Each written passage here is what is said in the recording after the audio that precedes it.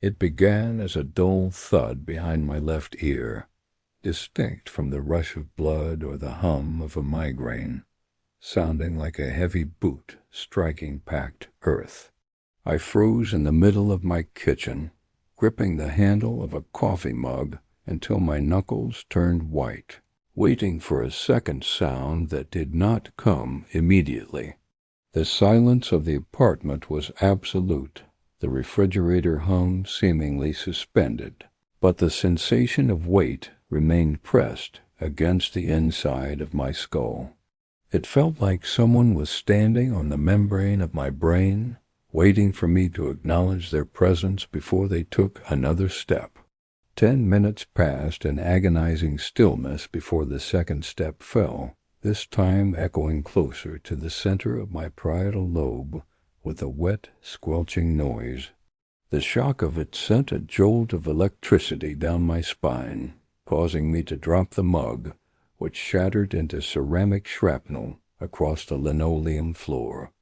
I did not move to clean it up, my breath hitching in my throat as I clutched my head with both hands, digging my fingers into my scalp. It was not a hallucination in the traditional sense because I didn't just hear it. I felt the vibration of the impact rattle my teeth. I spent the first night sitting upright in a wooden chair facing the door, convinced that an intruder had somehow mastered the art of throwing their voice into my head. Every hour, the footsteps would return, pacing a slow, deliberate circle that seemed to traverse the circumference of my cranium. It was the rhythm of a predator stalking prey in a cage, heavy and confident, never rushing, just measuring the space it occupied. By dawn, my eyes were dry and burning, and the intruder had established a territory that felt vast and cavernous inside a space that should have been solid matter.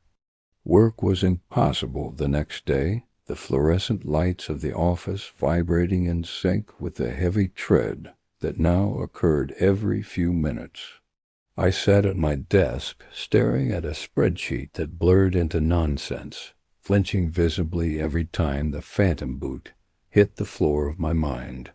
My coworker, Sarah, asked if I was ill, her voice sounding distant and muffled, as if she were speaking to me from the other side of a thick glass wall. I couldn't tell her that there was a man walking through the gray matter of my brain, wearing boots caked in mud that I could practically smell. The smell was the next evolution of the haunting, arriving just as I stepped onto the subway platform that evening to head home. A pungent, metallic scent of stagnant swamp water and rusting iron flooded my nostrils, drowning out the exhaust and stale pretzel smell of the station. I gagged, covering my mouth, looking around frantically to see if anyone else was reacting to the stench, but the commuters ignored me. The footsteps grew louder then, changing from the sound of earth to the sound of metal, clanging violently against the back of my eyes. I visited an urgent care clinic 3 days later, my skin pale and clammy, dark circles carved deep under my eyes from 72 hours of sleeplessness. The doctor shone a light into my pupils and hummed non-committally, prescribing sedatives and suggesting stress management for what he called an acute tension headache. I wanted to grab him by the lapels and scream that headaches don't wear hobnailed boots and pace back and forth until the floorboards of your mind splinter. Instead, I took the prescription with a shaking hand, knowing that no pill could dissolve the intruder who was currently scraping mud off his heel on my cerebellum. That night, the sedatives dragged me into a heavy, suffocating blackness, but they did not stop the walking. They only paralyzed my ability to react to it. I lay trapped in a chemical coma, my body inert, while the presence inside my head grew bolder and heavier, stomping with a force that felt like it would crack my skull from the inside out. I dreamed of a long, spiraling staircase descending into the dark, and I was the staircase, and something ancient was descending me. When I woke up, there was a single, muddy footprint on my pillowcase, perfect and impossible, smelling of rot. I burned the pillowcase in the kitchen sink, watching the flames curl around the dried mud, smoke filling the small apartment with the scent of burning hair and peat. Panic had evolved into a cold, vibrating terror that sat in my stomach like a stone, weighing me down as the footsteps sped up. The rhythm had changed from a slow stalk to a purposeful march, a cadence that demanded attention and signaled an approaching destination. I realized then that the walker wasn't just pacing. He was traveling, and he was getting closer to something, though I didn't know what the destination could be. I started wearing noise-canceling headphones, blasting white noise at maximum volume in a desperate attempt to drown out the internal percussion. It didn't work. The sound wasn't entering through my ears. It was originating from a point between them, bypassing the auditory nerve entirely. The white noise only served to isolate me further, creating a vacuum where the squelch and thud became the only reality I knew. I could feel the shift in weight, the heel-to-toe roll of the stride, the pause as the intruder seemingly stopped to inspect the furniture of my memories. By the fifth day, the physical toll was becoming grotesque. My nose began to bleed spontaneously, thick dark droplets splashing onto my shirt whenever the footsteps grew particularly violent. I looked in the mirror and saw that the capillaries in my left eye had burst, turning the white of the eye into a pool of crimson. The reflection staring back at me looked hollowed out, a shell of a man being eroded by a parasite that walked on two legs. I spoke to the mirror, begging the thing to leave, my voice cracking and desperate, but the only answer was a heavy stomp that nearly buckled my knees. I decided to drive, thinking that movement, speed, and distance might somehow confuse the entity or leave it behind, a foolish hope born of exhaustion. I drove until the city lights faded into the rural darkness, the car eating up miles of asphalt, while the passenger in my head kept his steady, mocking pace.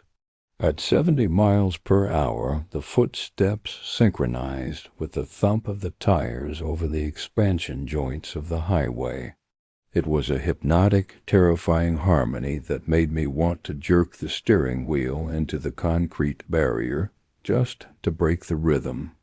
I pulled over at a rest stop somewhere near the state line, the silence of the woods pressing against the car windows, amplifying the noise inside. I reclined the seat and closed my eyes, tears leaking out to mix with the dried blood on my upper lip.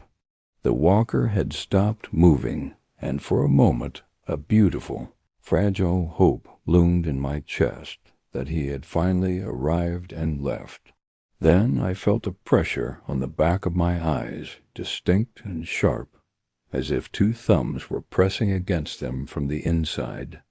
I screamed, a raw, animalistic sound that tore at my throat, and punched the dashboard until my hand throbbed, trying to shock my body back into submission. The pressure behind my eyes receded slightly, but the footsteps resumed, louder now, angry and rapid, a tantrum of stomping that rattled my jaw. I threw the car into gear and peeled out of the rest stop, gravel spraying against the undercarriage, driving blindly back toward the city. I needed noise, people, chaos, anything to dilute the concentration of the thing that was currently trying to kick down the door of my consciousness. Back in the apartment, I turned on every appliance, the TV, the radio, the blender, creating a cacophony of sensory overload that shook the walls. I sat in the center of the living room floor, rocking back and forth, clutching a kitchen knife, though I didn't know who I intended to cut. The walker was running now, a heavy, loping sprint that echoed like thunder in a canyon, slamming into the walls of my skull. The pain was blinding, a white-hot lance piercing through my temples with every stride, reducing my vision to a narrowing tunnel.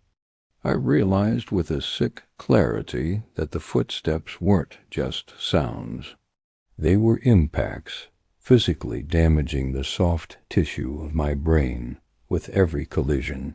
I could feel the bruising, the swelling, the pressure building up like a boiler about to burst, the seams of my sanity groaning under the strain. I held the knife to my ear, the cold metal against my skin, offering a bizarre comfort, a promise of a different kind of opening. If I could just let the pressure out, if I could just create a vent, maybe the walker would tumble out into the real world. The knife slipped from my sweat-slicked hand and clattered to the floor, a moment of clarity stopping me from drilling into my own head.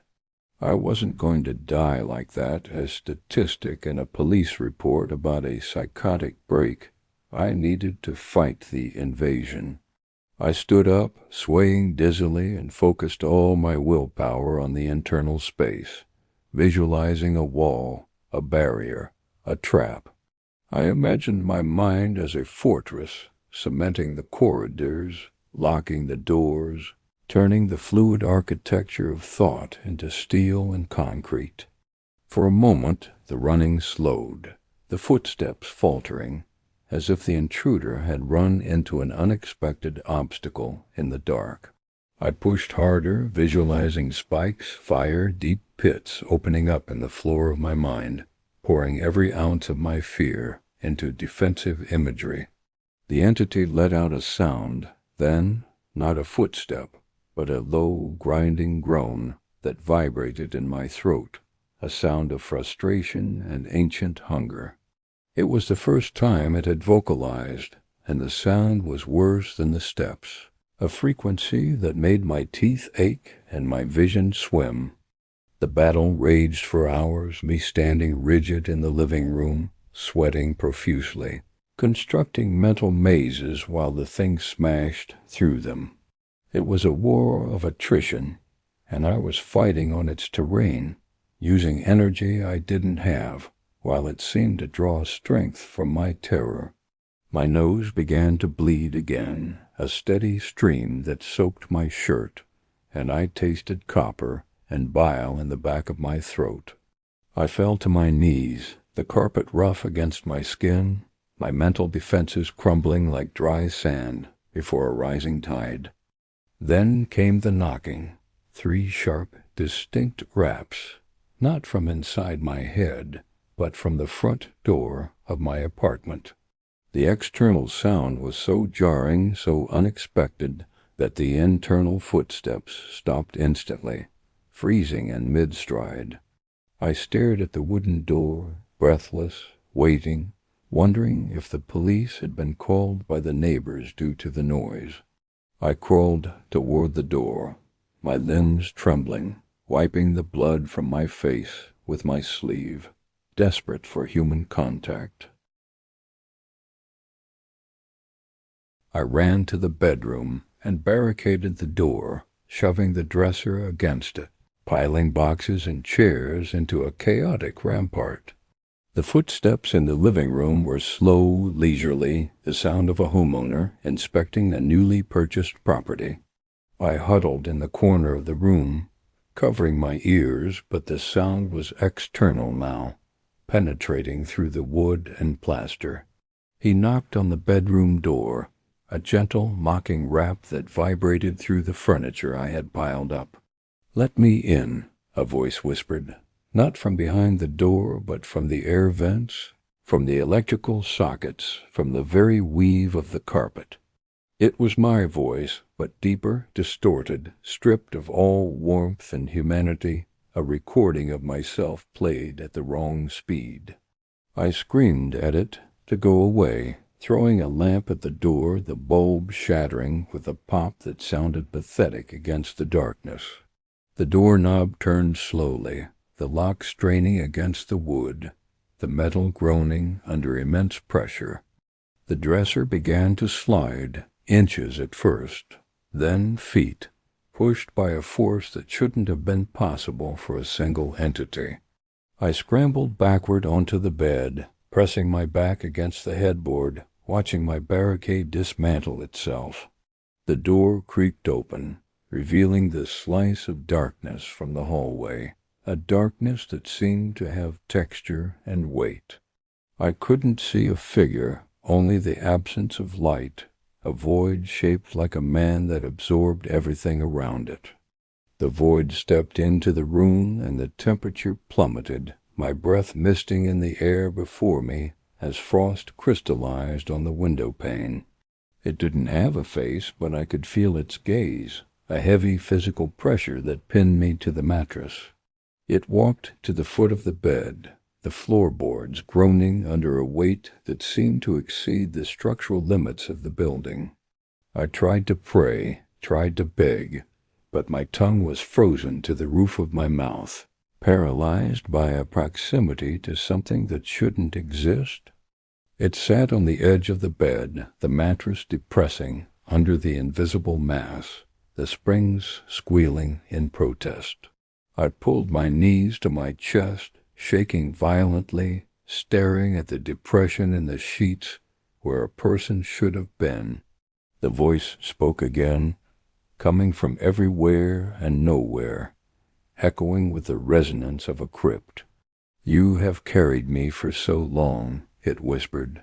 "It is time for you to rest." A cold hand, invisible and smelling of grave dirt, placed itself over my face, covering my eyes, nose, and mouth. I couldn't breathe, couldn't see, only felt the crushing weight and the intrusion of icy fingers pressing into my skin.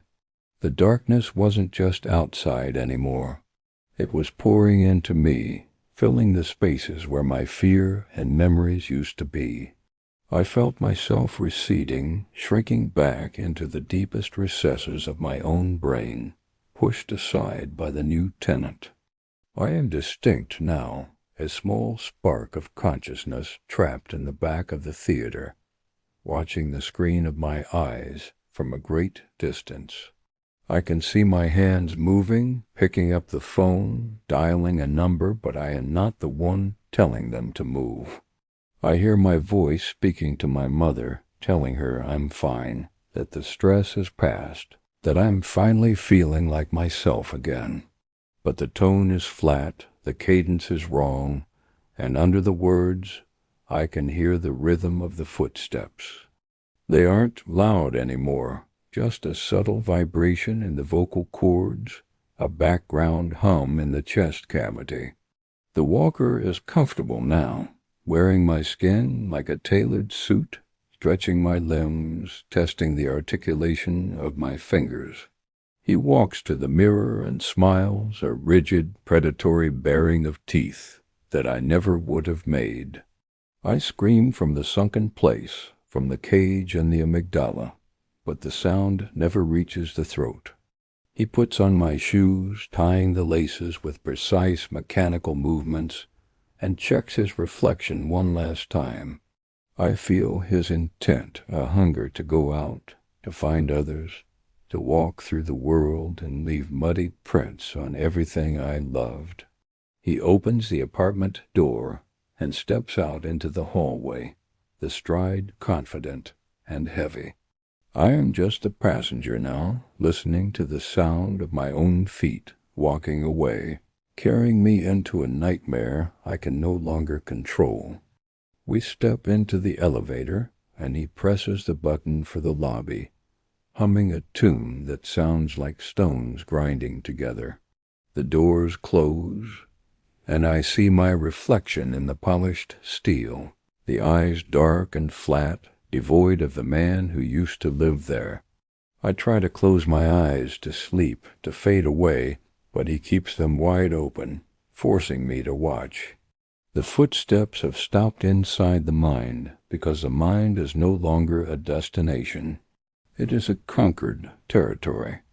The elevator dings, the doors slide open, and the lobby is bright and filled with people going about their lives.